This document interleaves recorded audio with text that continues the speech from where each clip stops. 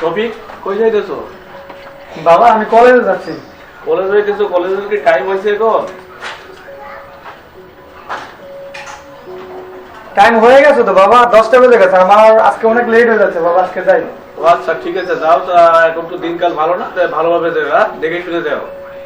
আচ্ছা ঠিক আছে বাবা, তুমি কোনো চিন্তা করো না, আমি এবার ঠিক মতো ফিরে আসবো, সমস্যা নেই। ঠিক আছে। আমার জন্য তুমি কোনো টেনশন করো না বাবা, আসি।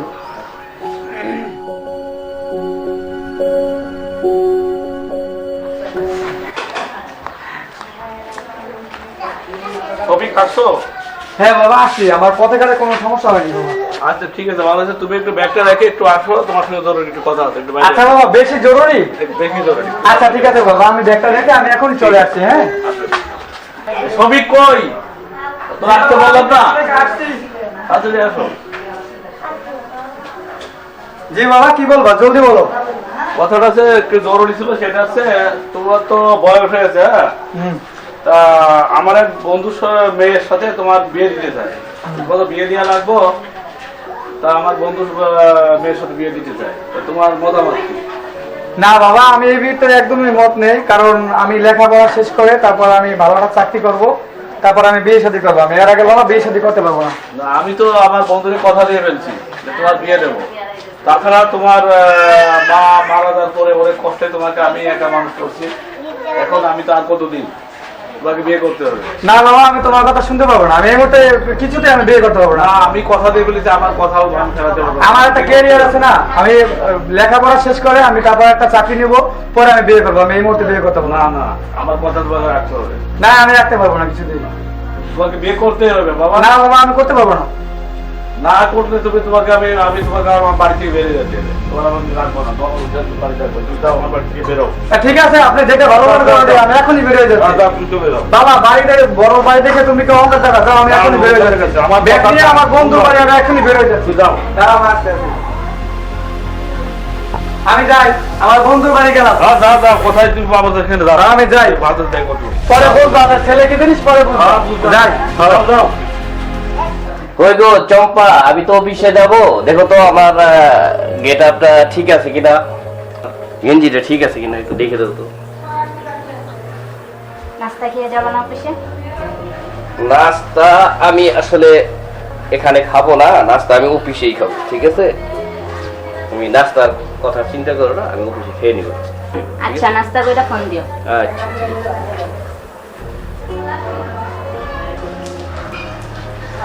আমার বন্ধু আকাশের বাড়ি কি এইটা?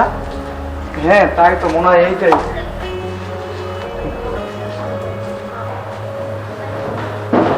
ভাবি বাসা আছেন? আমি আকাশ বাড়ির বন্ধু। উনি তো বাসায় নাই, অফিসে গেছে। অফিসে গেছে? কখন, সকালে গেছে? হ্যাঁ, সকালে অফিসে গেছে। ও আচ্ছা, তাহলে আর আজকে তার সাথে দেখা হবে না, তাহলে যাই, কালকে আমি আসবো। মানে আচ্ছা। আচ্ছা ঠিক আছে।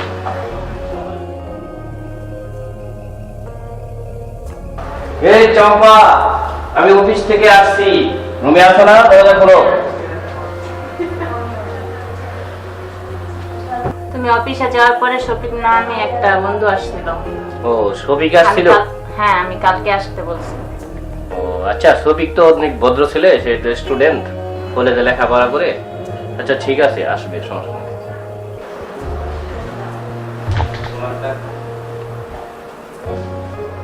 কে আকাশ, তুমি ভালো আছো ভাইয়া? হ্যাঁ দোস্ত, ভালো আছি। ভালো আছো? তো দোস্ত ভালো নাই রে দোস্ত।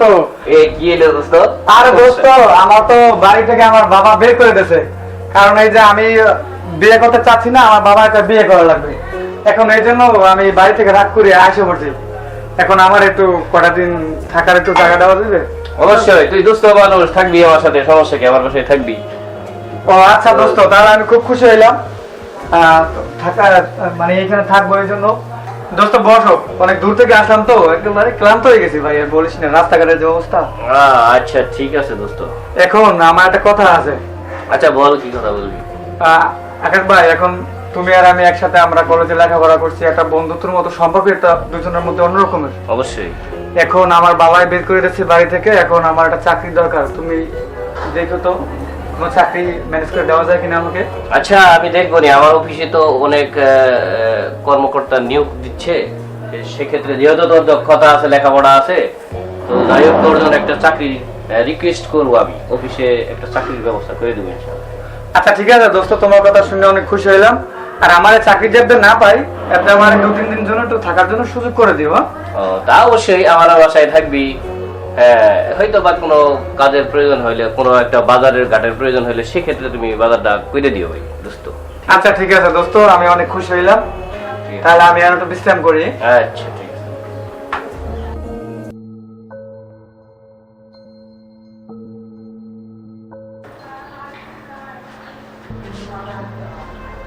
কি হয়েছে ভাবি? চোখে কি যেন গেছে, ময়লা পড়ছে নাকি, এখন চোখটা চলাফেরা করতেছে। ও আচ্ছা, তাই এদিকে এসে বসেন, দেখি কি হয়েছে। বসেন এখানে, দেখি কোন চোখে ময়লা গেছে। এদিকে তাকান, একটু চোখটা একটু উপরে তাকান। এই তো চোখের ময়লাটা মনে হয় যে আপনার পুরোটাই গেছে। আমি তো কিরে শফিক, তুই আমার বউয়ের সাথে ওই কি দরাদরি করতেছিস কেন? কি সমস্যা? এই শফিক, তুই আমার বউয়ের সাথে এরকম করস? আমি তোরে বিশ্বাস করে এই রুমে থাকতে দিছি, তোর বাসায় সমস্যা, তোর বাবা তোকে বাইরে ফিরে দিয়েছে, আর তুই আমার বাসায় এসে আমার বউয়ের সাথে এরকম করলি? এটা তো আমি ভাবিনি, এটা বিশ্বাসঘাতকতা করলি। আর দোস্ত না, তুই ভুল দেখছো চোখে। ভাবি হয়েছে কি, এই যে পাক করতে গেছে, রান্না করতে গেছে, তখন চাল ধুয়ে আসতেছে, তো তো এই সময় আগে তার চোখে ওরা গেছে। পরে আমি এইভাবে চোখ মুছা ওরা পরিষ্কার করলাম। তুমি এই রুগী দেখছো? তাই নাকি? তুমি সত্যি? ভাবির কাছে যাও। হ্যাঁ দেখো, এই যে চাল আমার সাথে গেছে, ময়লা পড়ছে। তাই নাকি? সত্যি? ও আচ্ছা ঠিক আছে, আমি তো আসলে ভুল দেখছিলাম। তোমাদের যেভাবে দেখলাম তাতে তো আমার সন্দেহ হবারই কথা। তো যাই হোক, যা হয়ে গেছে এটা আসলে সন্দেহ ছিল। ঠিক আছে? আচ্ছা ঠিক আছে, দোস্ত ভালো থাকবা। হ্যাঁ।